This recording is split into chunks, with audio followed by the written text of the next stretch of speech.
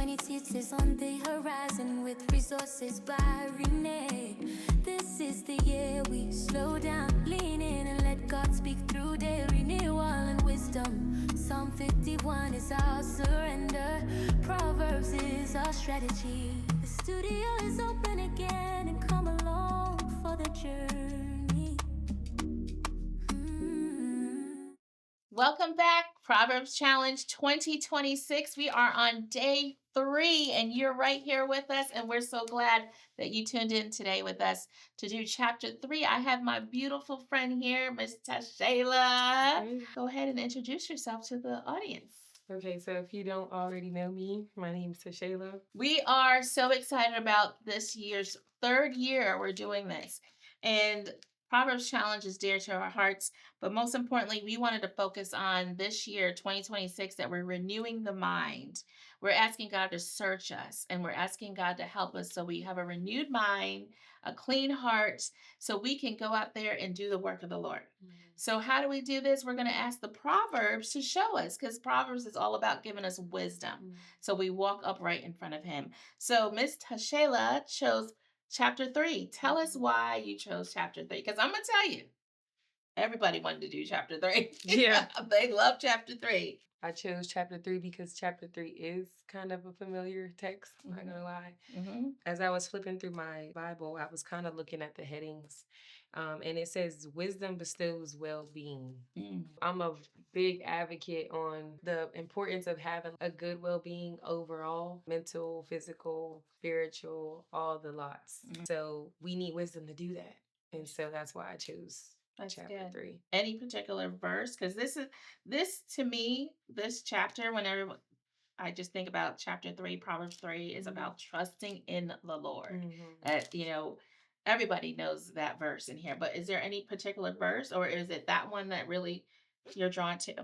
Well, yeah, that is one that I'm drawn to. That's the kind of the go-to that I would go to. However, as I was reading primarily through Proverbs 3, it says 11 to kind of like 18, specifically Proverbs 11, where it says, I have the NIV translation. It says, "My son, do not despise the Lord's discipline and do not resent his rebuke." As it relates to the cleansing of our heart and the renewing of our mind, one of the things that I'm learning is that in order for me to be kind of like, I'm not going to say in love with his discipline, but okay with the Lord's discipline, he has to search my heart, because he's going to show me some things that will cause me to have to look within, and I don't always want to have to do that. And so pride can cause me to not want to be disciplined by God and even be afraid of it. So when he searches our hearts, I believe that he softens it in such a way that we can receive his discipline so that we can grow and mature in him. That is so good. I hear so many different words. One is you said about loving discipline, but discipline is love. Yeah. As parents, we discipline our children because we love them. We want to make sure that they're grown up in the way that they should grow. And, I heard about maturity. When you have discipline, you can show that you're mature when you can actually take it as a correction to better yourself. And that's, again, you talked about renewing your, or so having God search your heart on that, because we don't want pride to sneak up on us, because that will take us down a whole nother road. Exactly. It'll take another road. It takes wisdom for me to pray the Psalms 139, the back of it, to recognize like, hey, there's something in my heart that's actually not allowing me to receive you in that way. So, that's good. And I love that you said that, not allowing us to receive it. Because again, if God is disciplining us or showing us the righteous way, and we're not able to receive that, or we take part of it. Yeah. We take part of it. Well, I'm going to do this part, but I don't know about this part. Well, again, that's the humility. That's when we have to die to ourselves. Yeah. Because we have to get rid of that fleshly stuff that we deal with. Yeah. Right. And that's, again, God showing us that our heart, we need to have that clean heart. So, all right. Any other verses in there? Because that was definitely one that I picked out as a parent. Again, you're always disciplining your kids at the same, because again, the love, discipline is love. Yeah.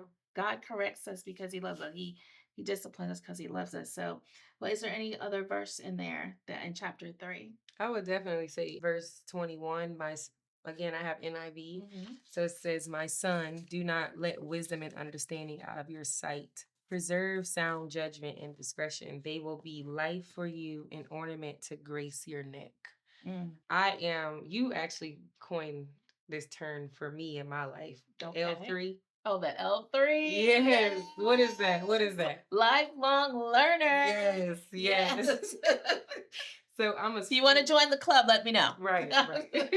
So like I'm a student. Right. Everything that I'm in, I'm a student. And part of that, I seek wisdom. I seek understanding. I'm definitely at my job. They always talk about you need to know the why. You need to understand, because I'm a firm believer in if you understand the why, then the way that you produce or the way that you show up is going to change. But if you don't know why you're doing something, then it's going to be, there's no motive. Yeah, Really, you know what I mean? To do it Exactly. Yeah.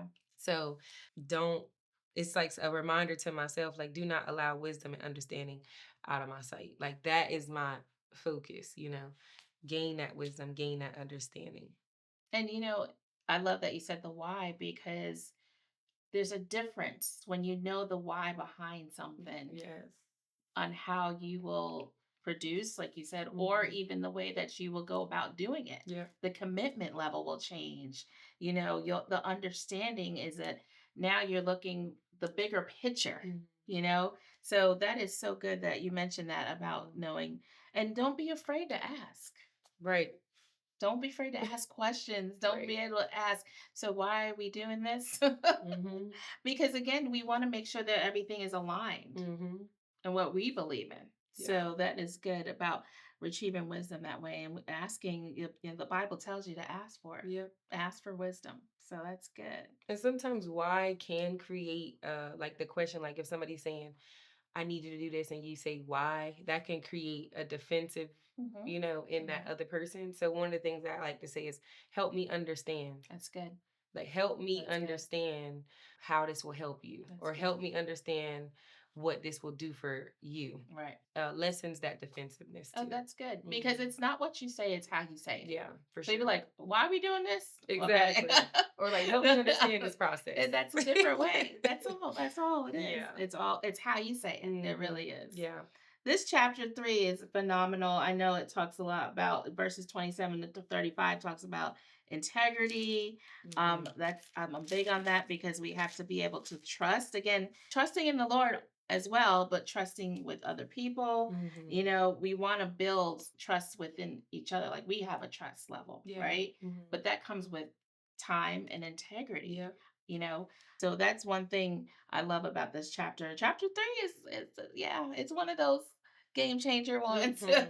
Yeah. Before we close, is there anything else that you wanted to hound in on with chapter 3? Verse 24, when you lie down, you will not be afraid. When you lie down, your sleep will be sweet. And I have like a little message, and it says, this is the result of gaining wisdom and understanding. I can tend to toss and turn. Like, uncertainty, confusion, it could tend to almost feels like it's eating at my mind. We know that God is not a God of confusion. No, he's not. Any person that needs wisdom, we should just ask for it. He'll give it to us freely. And so why not ask for wisdom when he's giving it to us freely? The catch is, it don't always sound like what you want. It don't always sound like what you want. So whenever we're one of my therapists said, overthinking typically happens whenever we are fighting what we know God has already said. Wow. And I said, I need you to say that again. again. Can you get out of my head? I need you to say that one more time. So overthinking typically happens whenever we're fighting what we know God has already said. And so when we receive his wisdom, when we receive his correction, the result of that is sweet sleep, and we will not be afraid. I like to sleep. I was just going to say, my Sunday afternoon nap. That after church nap? Oh, it's so sweet. Okay. And waking up and not even know what day it is. It's sweet to the soul. It's so sweet. But like you said, you will toss and turn. Let something be on your mind when you go to bed. And you are sitting there worrying about it, or literally just toying with it in your head. You wake up with tired as ever. And a headache. You ever wake up with a headache?